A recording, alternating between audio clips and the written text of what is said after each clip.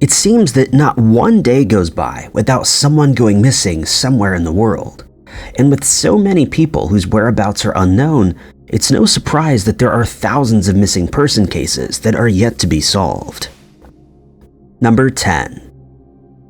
David Schultz, a 58-year-old livestock truck driver from Wall Lake, Iowa, mysteriously disappeared on the 21st of November 2023, and he's not been seen or heard from since that day. David's wife, Sarah, told investigators that she last saw David at approximately 7 a.m. that morning when he set out for work, and from there he headed out in his semi-trailer to a hog confinement farm in Eagle Grove, where he was supposed to pick up a shipment of pigs that were to be delivered to Sac County, specifically a buying station belonging to the Weichman Pig Company. Despite leaving home on time, David reached the hog confinement farm late and only left at around 10:50 a.m., with the hogs loaded onto his trailer. What's known is that he stopped over at the MM126 truck stop, which is situated on Highway 20, as he was captured by Department of Transport cameras that showed he was there for around 16 minutes.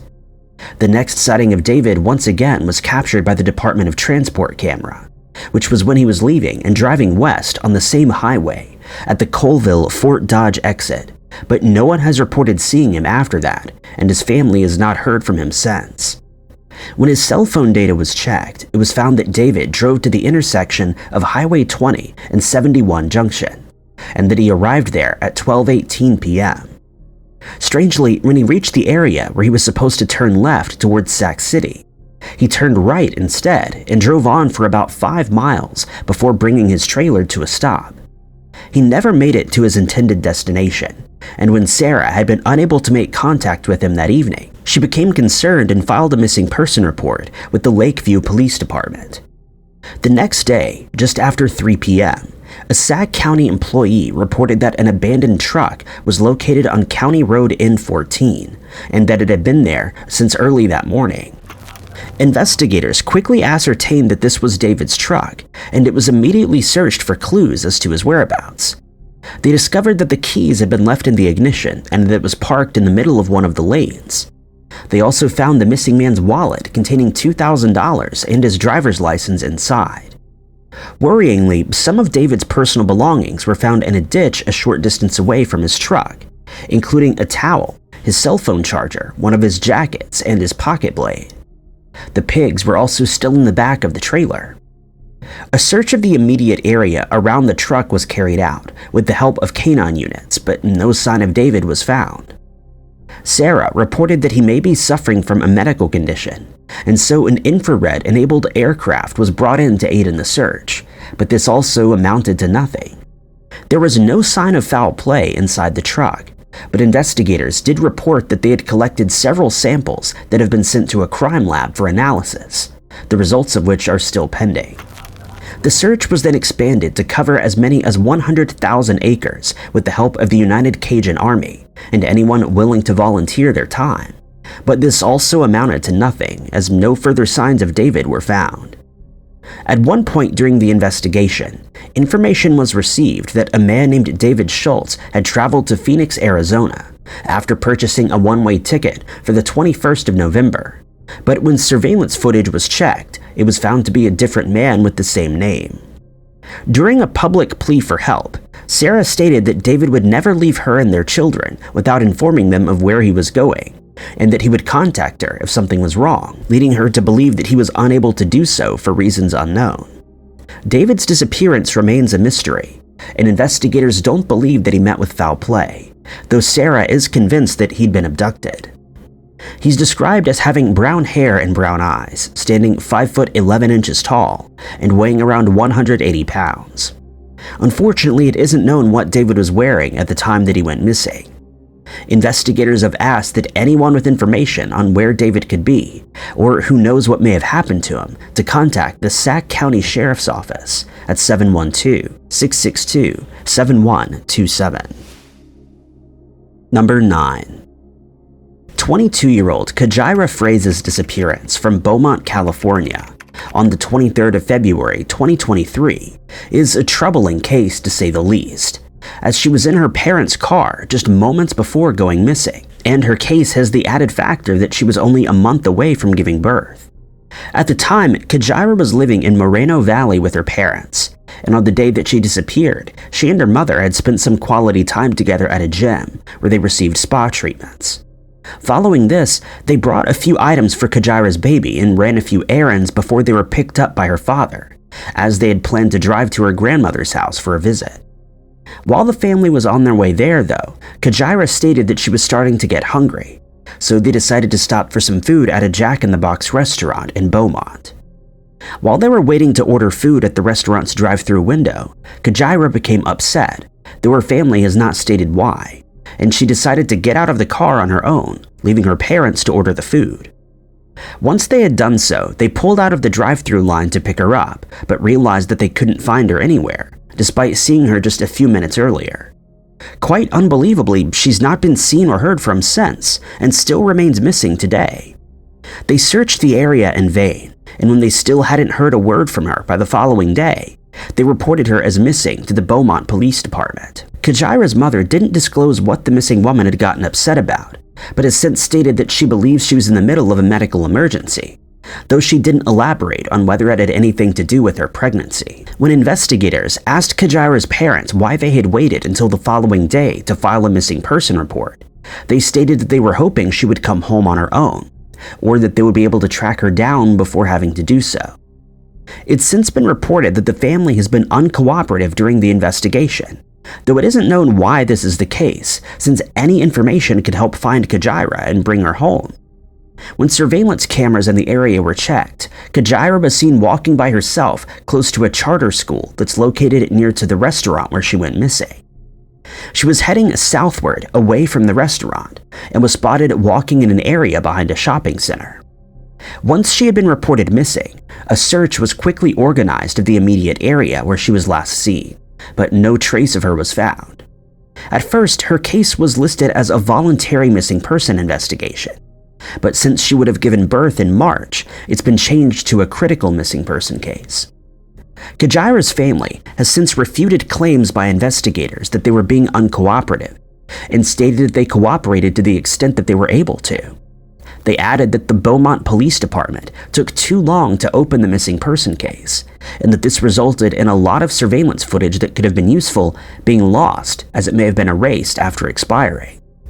Samantha Potts from the Missing Justice organization added that she found it strange that Kajee's parents let her walk off on her own after getting out of the car, since she wasn't familiar with the Beaumont area, and added that it was a very cold night. In an interview with the news outlet, her family stated that Kajee merely got out of the car to get some air, and that she seemed fine before walking off alone. It's unclear where the report that she was upset originated from.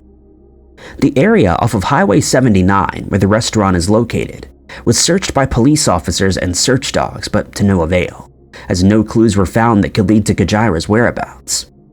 Missing person flyers were handed out to businesses and hospitals in the area, in hopes that they would jog someone's memory, but no one has come forward with information as of yet.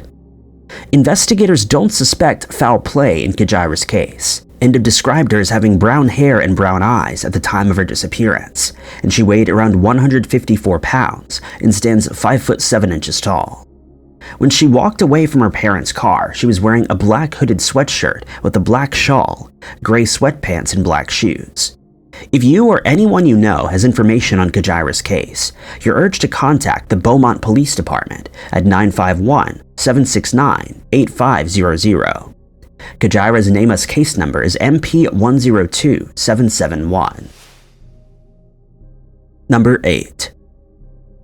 A missing person investigation always becomes more urgent when investigators believe that foul play may be involved, and that the missing person may be in danger, as is the case with the strange disappearance of 21-year-old Miranda Connor. Miranda, who originally came from Illinois, is a 30-year-old woman who was living in Denver, Colorado at the time of her disappearance. She shared an apartment with a roommate and is a single mother of 2, aged 9 and 11. The last time that Miranda's mother, Tabitha, spoke to her was over the phone on the 2nd of February, 2023, when she stated that she was having trouble coming up with enough money to pay her rent. She asked if her mother could help out, which she did by sending $300.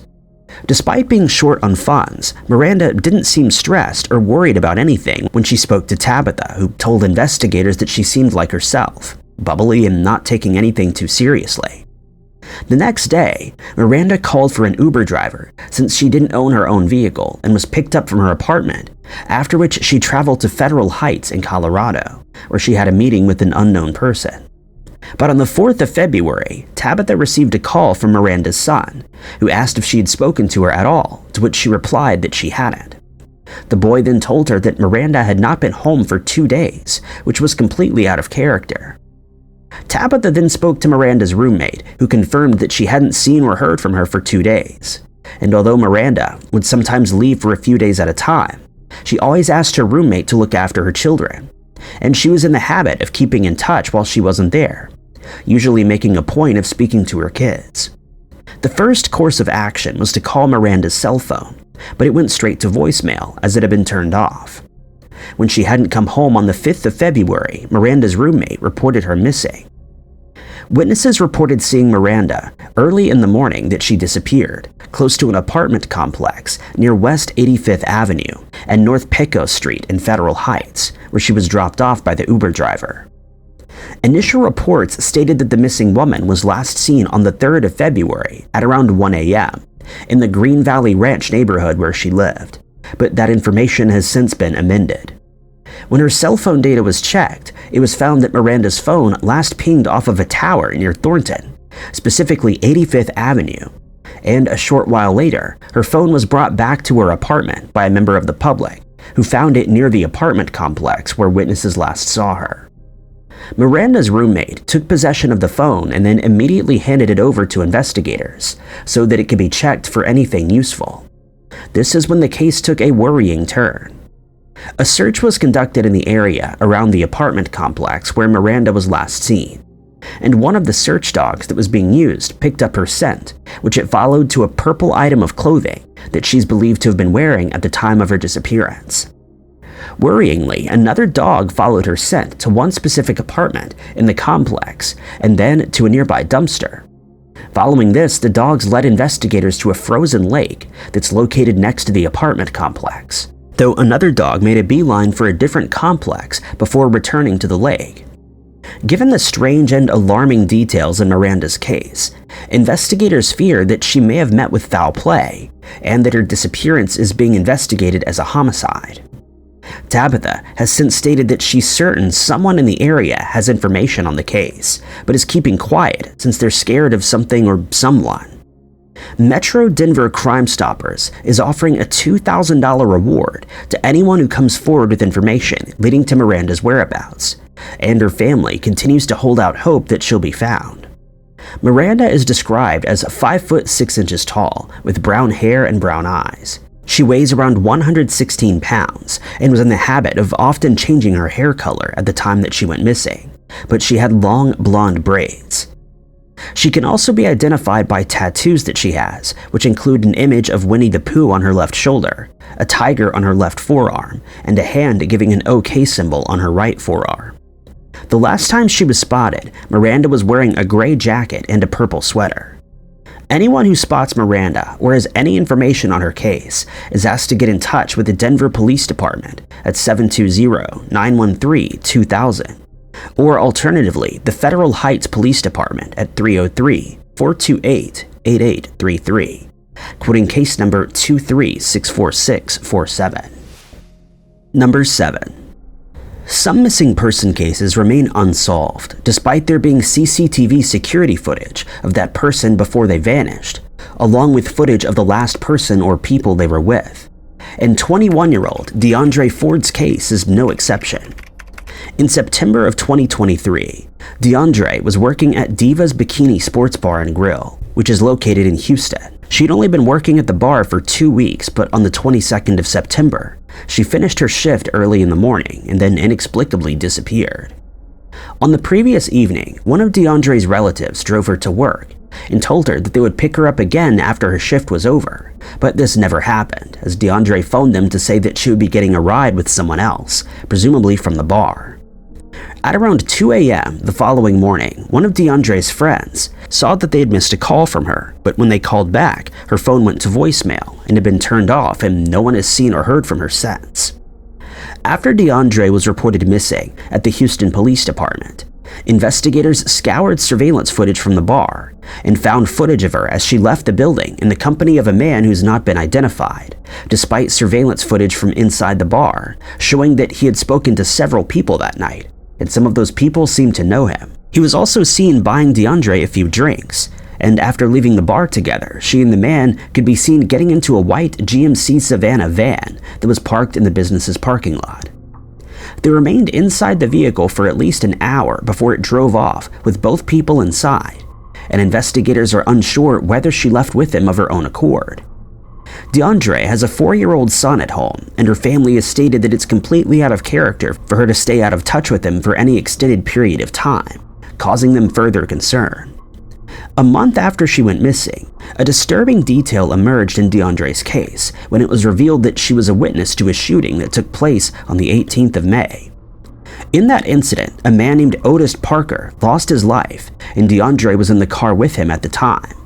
It was also revealed that 4 people, 21-year-old Jamal Brown, who carried out the attack, 23-year-old Mariah Green, 21-year-old Kitiana Taylor, and 22-year-old Jarrell Wheeler had hatched a plan to rob Otis and DeAndre of $1,500 and end their lives when they returned from Baton Rouge, where DeAndre and Taylor had been working as dancers during that week. DeAndre was asleep in the car's passenger seat while Taylor was in one of the back seats when Otis pulled into an apartment complex in Houston.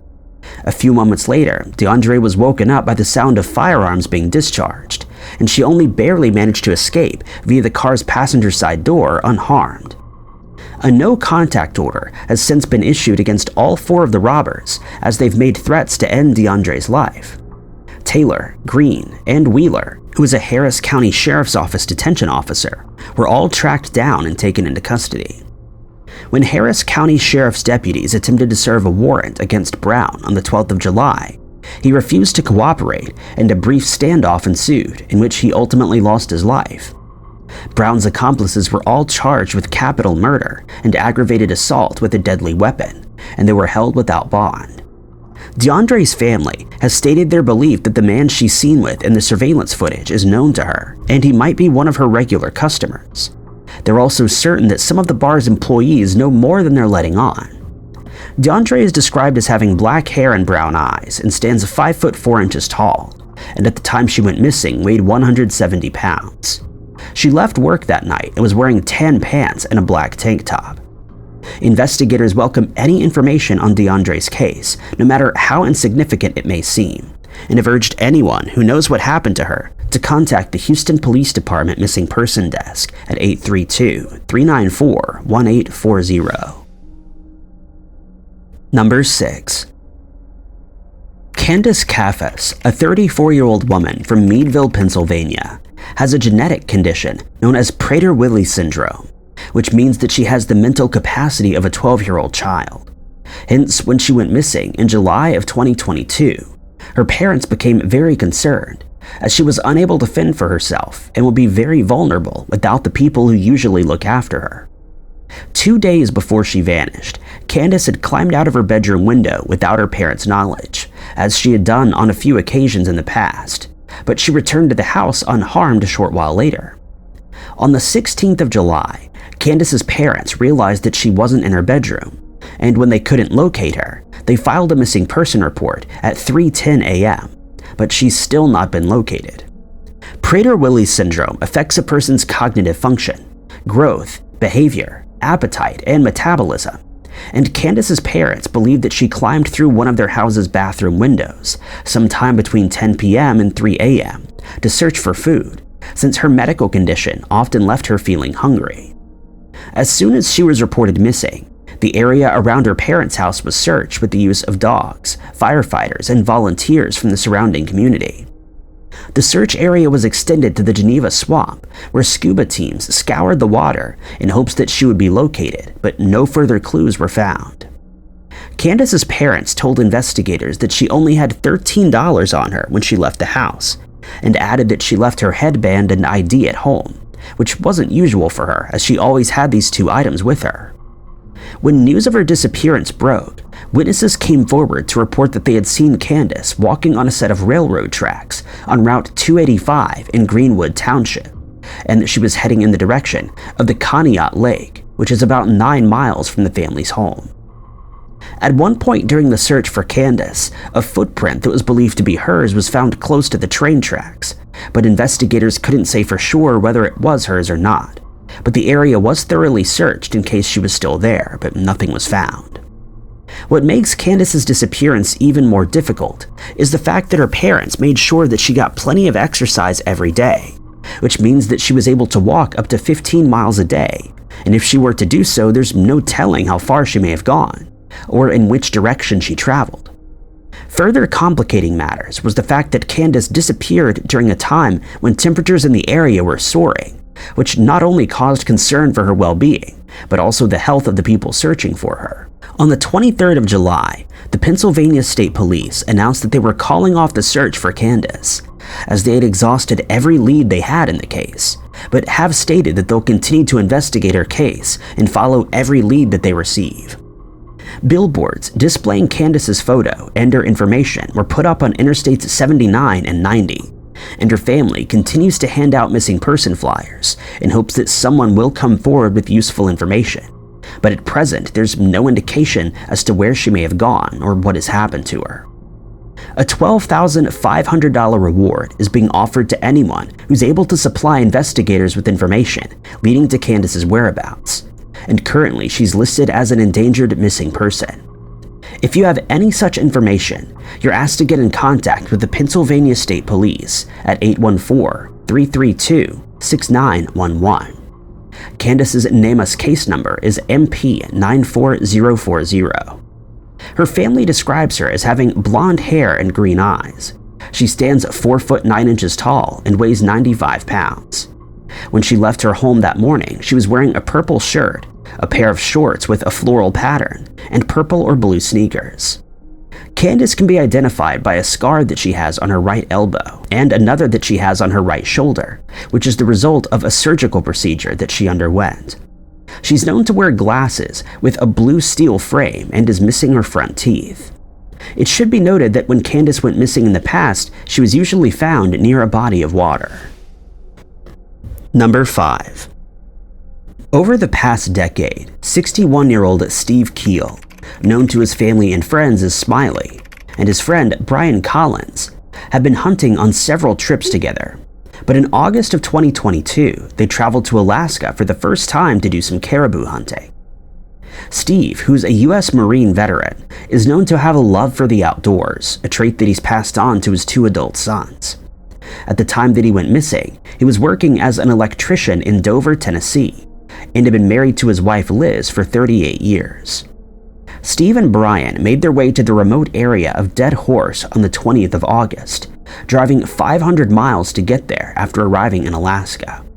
They then drove a further 60 miles, and when they reached marker 349 on Dalton Highway, they decided it would be a good spot to set up their camp, and they each informed their respective families that they had arrived safely at last.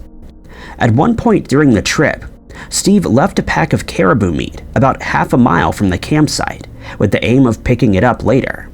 And on the 27th of August, he told Brian that he was heading out to do so. This was not an unusual thing to do, and he told Brian that he wouldn't be gone for long. But soon, hours had gone by with no sign of Steve. Though this also wasn't unusual, as the 2 hunters often didn't see each other for up to 24 hours while they were hunting, as they'd often split up and hunt in different areas. Hence, Brian waited 24 hours before he started to become concerned, and when Steve still hadn't made his way back to camp, he decided to file a missing person report. Both Liz and Brian have voiced their frustration over the fact that a ground search wasn't immediately carried out by local authorities, and they believe that Steve may have been found if this was done. Brian was asked as to why he waited so long to report his friend missing, to which he stated that they had a rule that they would wait 24 hours before notifying the authorities, since they didn't want search parties to waste their time when everything was in fact fine. He added that they'd always had this rule during their hunting trips over the last 10 years. The search would be a grueling one given the vastness of the wilderness in Alaska, and so investigators used helicopters to aid them, resulting in more than $200,000 being spent on fuel, but this was done in vain as no sign of Steve was found. When his family found out that he was missing, Steve's sons flew out to Alaska to aid in the search, as they were both also very experienced outdoorsmen. Together with Brian, they covered as much terrain as possible, but again found no clues as to his whereabouts. Since he was hunting, Steve was wearing camouflage, and this made the search even more challenging, especially from the air. To make matters worse, the area where the two men were hunting is known to have no cell phone service, and the two friends didn't have satellite phones with them. On the 15th of September, investigators believed that they found Steve's remains in a lake near the area where he went missing. But when they were sent for analysis, it was discovered that they belonged to an animal.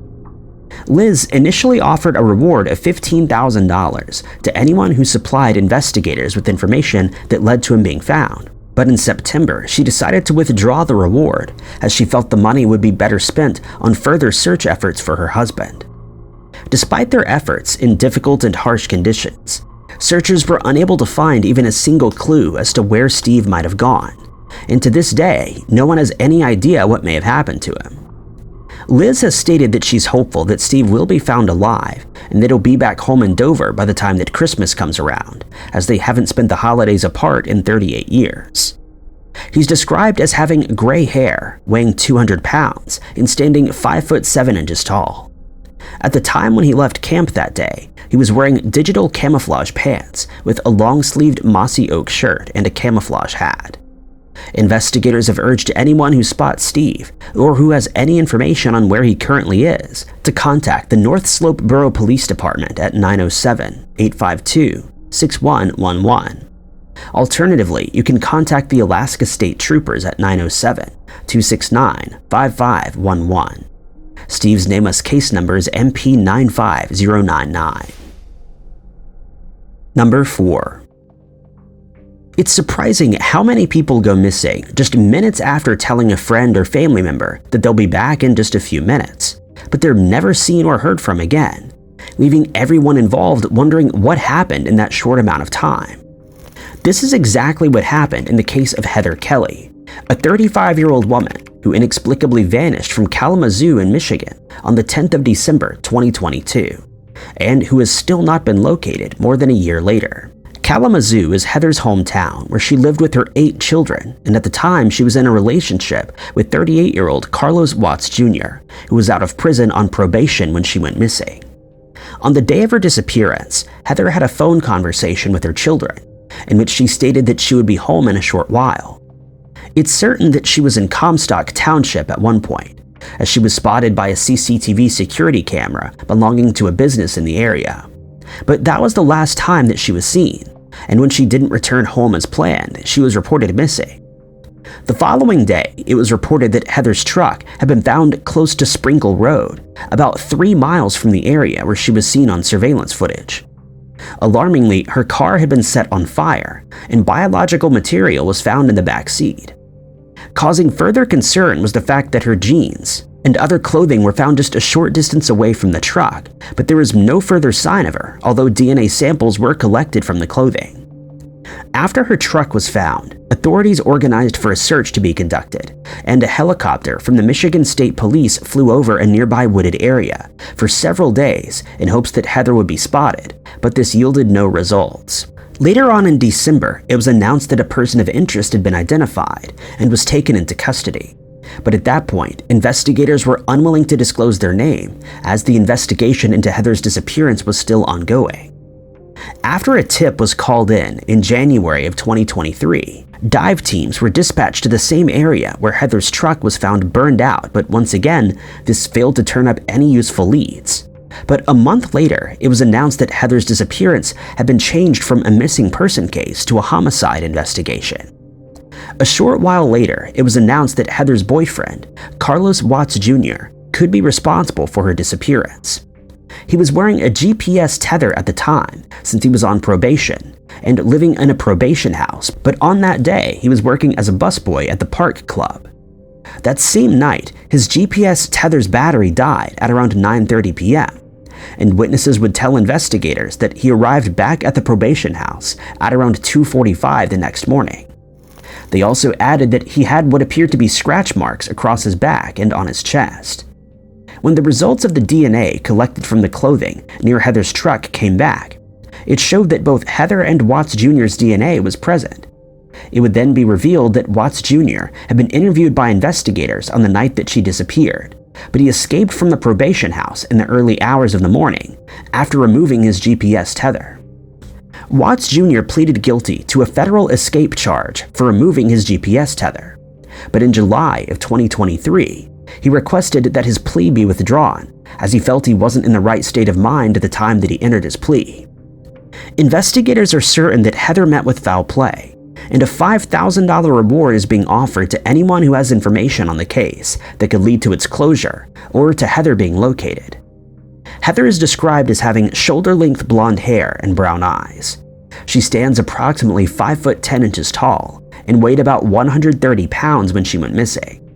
She also has several tattoos that include a dream catcher on her left forearm, a lion and a rose on her right forearm, and several other tattoos on her right ankle and left thigh.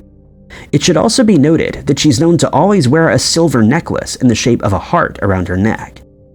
Anyone who has information on Heather's whereabouts, or who has any useful information on her case, is urged to contact the Kalamazoo County Central Dispatch at 269-488-8911, or the Kalamazoo County Sheriff's Office at 269-383-8748. Heather's NamUs case number is MP98860. Number 3.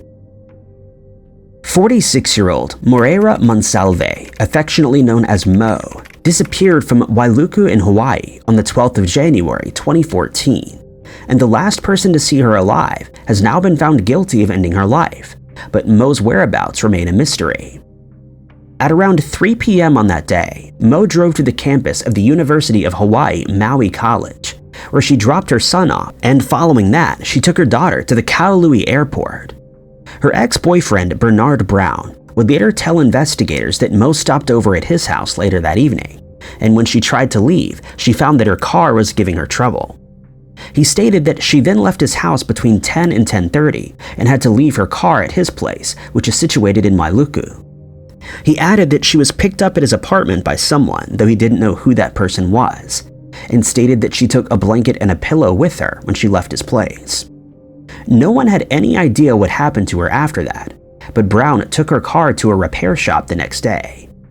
Strangely, Mo didn't call anyone to ask for a ride home, and when she still hadn't contacted any of her friends or family 2 days later, her daughter Alexis decided to file a missing person report. Investigators learned that Mo's car was at the repair shop, and when they retrieved it, they were surprised to find that it was running well and didn't seem to have any issues. 2 days later, some of Mo's personal possessions, including her purse, were found near Brown's home by Alexis, where they'd been thrown into a dumpster. Suspicion was now falling heavily on Brown, and this was only further confirmed when it was found that Mo's phone was used on several occasions to browse different airline websites, with one search showing that someone had inquired about airline tickets with Brown's name entered as the passenger. Though Brown was certainly considered a suspect in Mo's disappearance, investigators could not arrest him, as they had no evidence to link him to a crime, and he relocated to California in February of that year, a month after Mo disappeared. Mo's family told the police that she had stated in the past that she was scared of Brown, as he had been mentally abusive toward her on occasion, resulting in her wanting to cease all contact with him since they were no longer in a relationship. Over the following 5 years, searches were carried out at 15 different locations with the aid of cadaver dogs and excavation equipment that was used at a landfill site in central Maui. In addition to this, evidence was collected from electronic devices. Inquiries were made with different airlines, and several people were interviewed with no trace of Mo being found. It had started to seem as though her disappearance would never be solved, but in September of 2019, Brown was finally arrested by the FBI Violent Crime Task Force and the Sacramento Police Department. He was charged with ending Mo's life, a charge to which he pleaded not guilty, and his bail was set at $1 million. Brown's trial started in April of 2021 and saw more than 30 witnesses testify. The following year, he was found guilty of second-degree murder in Mo's case, despite the fact that her body has never been found. It was the first time that a suspect was prosecuted in Maui without a body being found, and only the 6th murder case ever on the island. Investigators have declined to comment on what made them decide to arrest Brown, since there hasn't been any mention of new evidence being found in the case. But they and Mo's family are certain that Brown was indeed responsible for her disappearance and passing, and that the right man has been put behind bars. Mo's family is still hopeful that her body will be found, and investigators have asked that anyone with information on the case contact the Maui Police Department at 808-244-6400. Mo has brown hair and brown eyes. She's 5 foot 7 inches tall and weighed 170 pounds at the time that she disappeared. She's also known to wear black metal-framed glasses and was last seen wearing a long-sleeved or 3/4 sleeve t-shirt with pinstripes, black capri shorts, flip-flops, and a brown hair clip. Mo's NamUs case number is MP23732. Number 2. When 19-year-old Olivia Kale mysteriously disappeared in March of 2011, she was living in Mount Washington, Pennsylvania, where she shared an apartment with a roommate. During the previous 6 months, she had been in a relationship with a 22-year-old man named Alexander Lorenzi. Olivia told her family that she and Lorenzi were planning on going on a trip together to Miami, Florida, and on the day that she went missing, the 5th of March, she traveled to her brother's house on Edgewood Avenue in West Mifflin to pick up a few items of clothing that she had left there. She also informed him of their plans, adding that Lorenzi would be funding the entire trip, and the last time that he saw her, she was leaving with Lorenzi in his red Ford Explorer that had a Pittsburgh Steelers emblem on it.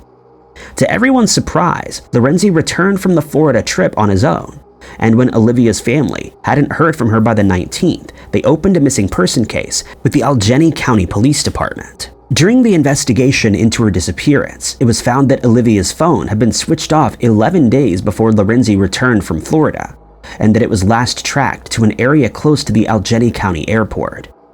When Lorenzi was questioned about Olivia's whereabouts, he was reluctant to cooperate with investigators and gave contradictory statements about where she was. On one occasion, stating that she had decided to stay in Florida, and on another, claiming that he had dropped her off at her apartment when they got back. Lorenzi would eventually be arrested on unrelated charges when his house was searched. They found illegal substances in the building, along with several other items that had been reported as stolen, including a firearm. He was charged with possession and receiving stolen property, to which he pleaded guilty, and he would ultimately be found guilty and ordered to spend 3 months in prison.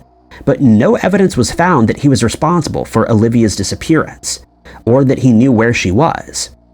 Searches were carried out on several occasions in the area behind the airport where Olivia's phone last pinged off a tower. But investigators stated that searching that area is like looking for a needle in a haystack, and they were unable to find any clues that could explain what happened to Olivia. Olivia's family organized a vigil in her honor on the 1st anniversary of her disappearance. But strangely, Lorenzi's mother also showed up, not to show support for the family, but to talk to members of the media. She stated that her son had nothing to do with Olivia's disappearance, but this caused a confrontation with Olivia's mother, as she was heard telling her, "When your son is found guilty, I believe that he has done something, harm to my daughter. I will be there as well." Investigators from the Allegheny County Police Department have stated that Olivia may still be alive, and they're looking into the possibility that she may have fallen victim to a human trafficking ring. Interestingly, police officers found a clue in 2011 while they were investigating a different case. Ex-Pittsburgh police officer Michael Johns was being investigated on another matter when a car that he had rented was searched, and surprisingly, a keychain with Olivia's name was found inside. Johns was questioned about this discovery, but he stated that he had never met Olivia or spoken to her, and that he had no idea who the keychain belonged to or how it came to be in his rental car. He was never named as a person of interest in Olivia's disappearance. Though the details in Olivia's case suggest that something untoward happened to her, investigators are unsure whether foul play was involved in her disappearance, and her case is currently being investigated as a missing person case. any leads that are received will be thoroughly followed up on, and Olivia's family has stated that they'll never stop searching for her until she's found and brought back home. They describe her as having brown hair and blue-green eyes. She stands between 5 foot and 5 foot 1 inches tall and weighed 110 pounds at the time of her disappearance. When she was last seen before going to Florida, she was wearing a black shirt, jeans, Ugg boots or sneakers, and she had a diamond stud in her nose. Anyone who has any information on what happened to Olivia is asked to contact the Allegheny County Police Department at 412-473-3056. Olivia's nameless case number is MP10268. Number 1. 23-year-old Lucely Aramburo, also known to her friends as Lily, might be recognized by some viewers of a Spanish show called Sábado Gigante Show, since she took part in the show for several seasons.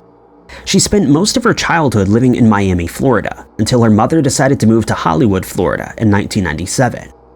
Here, Lucely's life took a turn for the worse during her freshman year, as she started experimenting with illegal substances, and a few years later, she fell victim to addiction. This problem would only get worse when she turned 16 and decided to drop out of school. Following this, she started using even stronger substances after she was diagnosed with depression that had been brought on by chemical imbalances in her brain. Her family could do little to help her, as she met a man named David Lamasso in 2003, and after they decided to move in together, she spoke to her family less and less, as she fell further into the trap of addiction. The following year, the couple befriended a computer system engineer called Kristen Pacheco, who was also an ex-Marine. Pacheco was, up until this point, never involved in illegal substances, but after meeting Lucely and Lamasso, this would soon change. But when Lucely was found that she was expecting a child in 2006, she attempted to turn her life around and managed to stop using legal substances. She also explored Buddhism and managed to get her GED before giving birth in September of that year. Lucely and Lamasso's relationship lasted until 2006, when they decided to go their separate ways, and early the following year, she started dating Pacheco. The couple found a place in East Kendall and started making plans to move to Arizona. But the relationship was a rocky one, and investigators stated that they were often called out to the couple's condo due to arguments and domestic disturbances. Lucely had started using again, but in 2007, she made another attempt at getting clean by checking into St. Luke's Addiction Recovery Center in Liberty City, since she was worried that she might lose custody of her child. But she failed an illegal substance test 2 years later and was ordered to leave the center, after which she decided to go back to Pacheco. Her mental state had declined at this point, and she was once again diagnosed with depression as well as schizophrenia, for which she received medication. On the night before Lucely's disappearance, she, Pacheco, and 2 of their friends had been using illegal substances when the group traveled back to Pacheco's condo.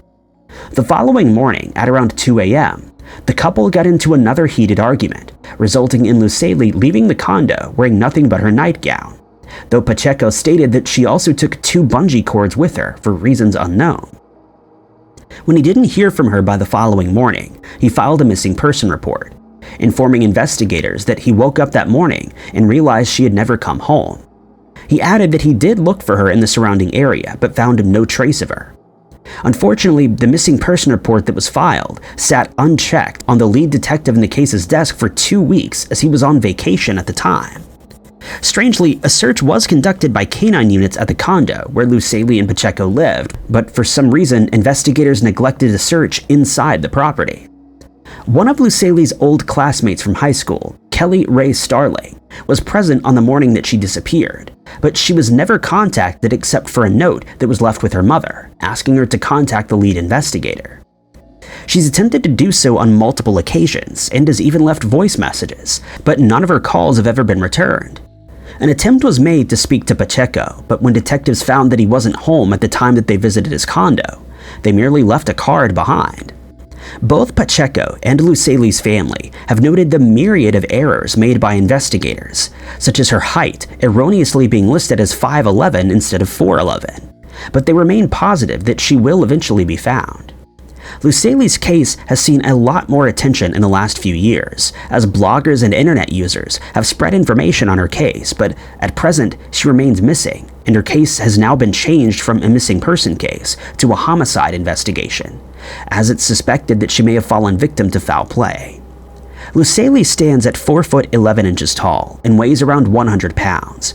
She has brown hair and hazel eyes and was last seen wearing an ankle-length nightgown. She has a large tattoo of 2 musical notes on her back, and also has a scar beneath her left knee. If you see Lucely or know where she may be, you're asked to contact the Miami-Dade Police Department at 305-418-7200. Lucely's nameless case number is MP1542. Thank you guys so much for watching. If you liked this video, be sure to hit that like button. Also, don't forget to subscribe and click that notification bell to keep up to date with all of our future uploads. But my name is Ty Knotts, and I'll catch you guys in the next video.